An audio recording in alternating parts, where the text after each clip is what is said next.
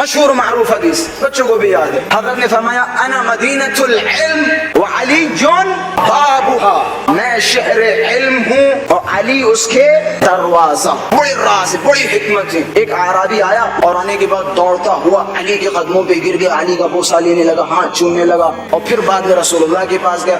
اچھا یہ کانٹے ہر جگہ موجود رہے، کچھ صاحبان ہر جگہ موجود رہے. اب جیسے ہی دیکھا کہ علی کے پاس ہی اعرابی جا رہا ہے، علی کے ہاتھوں کو چوم رہا ہے، یہ کچھ صاحبان کھڑے ہو گئے کہ یا رسول اللہ کتنا جاہل آدمی، کہ کیا ہوا کہ یہ دوڑتا ہوا پہلے علی کے پاس گیا پھر آپ کے پاس آ رہا ہے. اما آپ سید المرسلین ہیں، پہلے آپ کے پاس آنا تھا پھر علی کے دروازے پہ جاتا. عجب نہیں، رسول اللہ نے فرمایا تم خود جا کے پوچھ لو حکمت کیا ہے، راز کیا ہے. اب جب اعرابی سے پوچھا اور مخاطب ہوا اعرابی کہ سنو تم تو ہمیشہ رسول کے ساتھ رہتے، کیا رسول سے نہیں سنا؟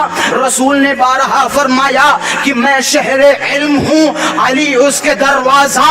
اب جسے علم کے شہر میں داخل ہونا ہے وہ دروازے سے آئے. میں پہلے دروازے پہ گیا پھر شہر علم کے پاس آیا. اگر تمہیں رسول کے پاس جانا ہے تو علی کے دروازے پہ آؤ. بڑے راز ہیں، بڑی حکمتیں ہیں. اگر تمہیں خدا و رسول تک پہنچنا ہے تو تمہیں علی کے پاس آنا ہوگا.